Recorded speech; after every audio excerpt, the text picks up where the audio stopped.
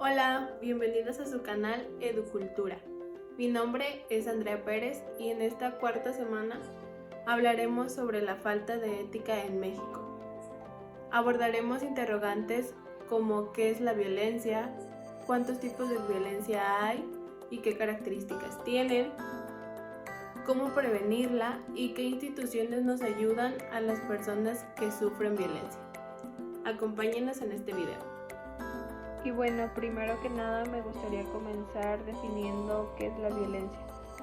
De acuerdo con la Organización Panamericana de la Salud, la violencia es el uso intencional de la fuerza física o el poder real, o como amenaza contra uno mismo, hacia una persona, grupo o comunidad que tiene como resultado la probabilidad de daño psicológico, lesiones, la muerte, privación o mal desarrollo.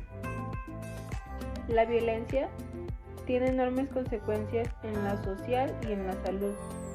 La violencia provoca muchas muertes todos los días, particularmente entre hombres, jóvenes y niños. Además de este índice de muertes, un alto número de hombres, mujeres, niños y niñas sufren lesiones, discapacidad o problemas de salud como resultado de la violencia. Bueno, debemos tener en cuenta que existen varios tipos de violencia. Una de ellas es según el agresor, otra es según el tipo de agresión y otras de ellas son según el ámbito de acción. A continuación vamos a definir unas cuantas de acuerdo a cada tipo de violencia. Y bueno, en cuanto a la violencia según el agresor, tenemos en primer lugar a la violencia autoinfligida. Estas son comportamientos o actos que un individuo ejerce contra sí mismo, con la intención de ocasionarse daños físicos, psicológicos e incluso la muerte. En la violencia autoinfligida pueden estar presentes varios factores desencadenantes, como trastornos emocionales, traumas, depresión, o el individuo puede estar siendo víctima de otros tipos de violencia que induzcan este comportamiento. Las autolesiones o el suicidio son ejemplos de una violencia autoinfligida.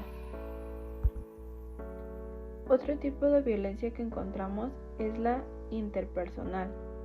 Este tipo de violencia se caracteriza porque es un daño o amenaza que se lleva a cabo de una persona a otra o a un grupo de personas.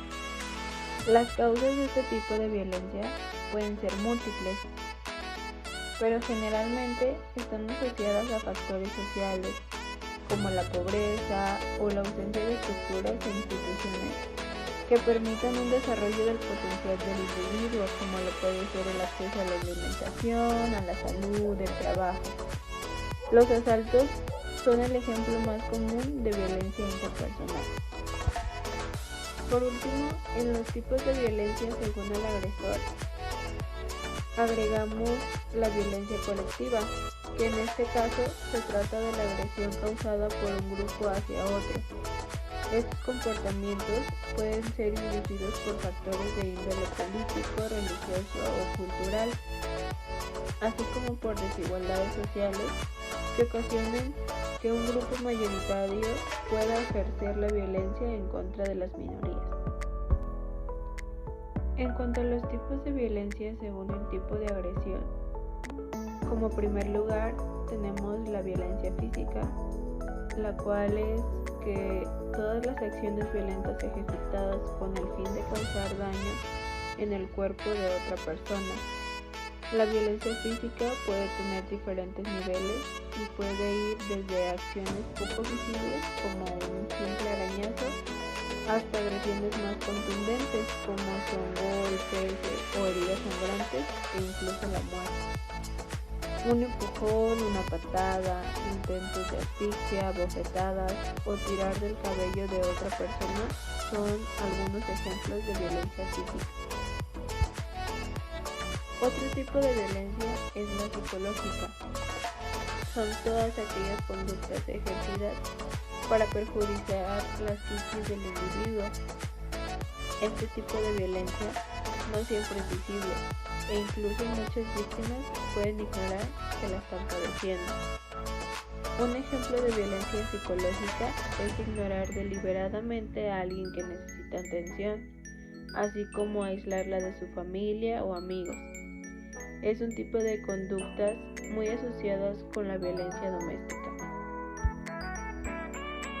Otro tipo de violencia que también se conoce es la violencia verbal. Hace uso de mensajes que tienen la intención de generar malestar en la persona afectada. Si bien los insultos entran en esta categoría, no siempre son utilizados para ejercer este tipo de violencia.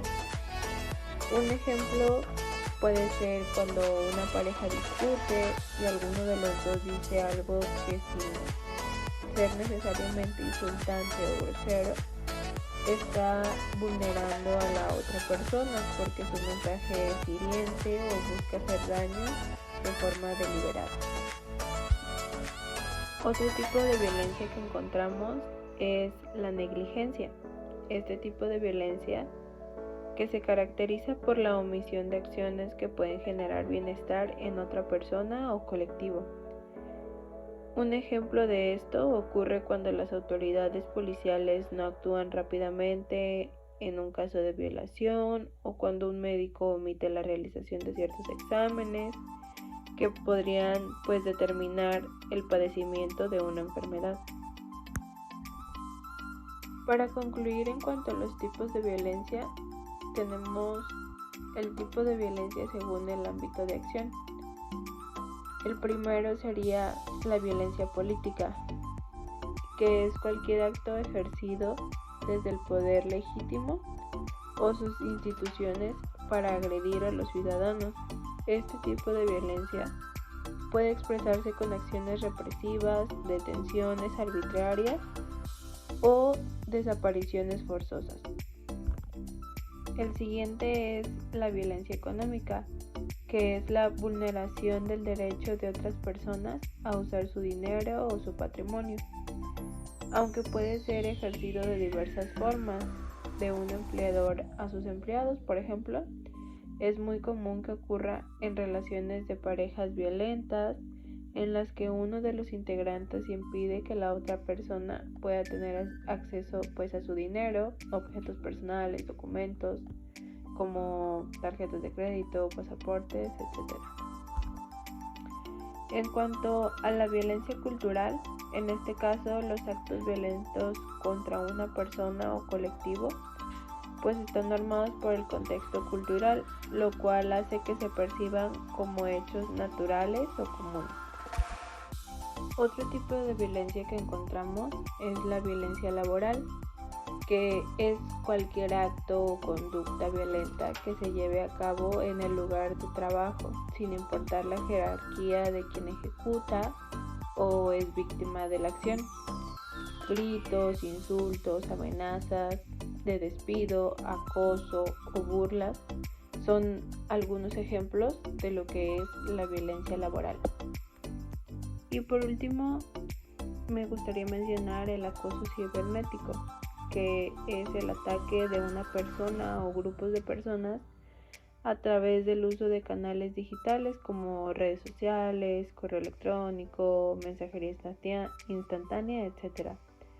Algunos ejemplos de ciberbullying son la divulgación de información privada de otra persona, claramente sin su consentimiento, el sometimiento al escarnio público o a través de las redes sociales, entre otros. Finalmente, me gustaría cerrar con un video que habla sobre qué puede hacer la educación para prevenir la violencia.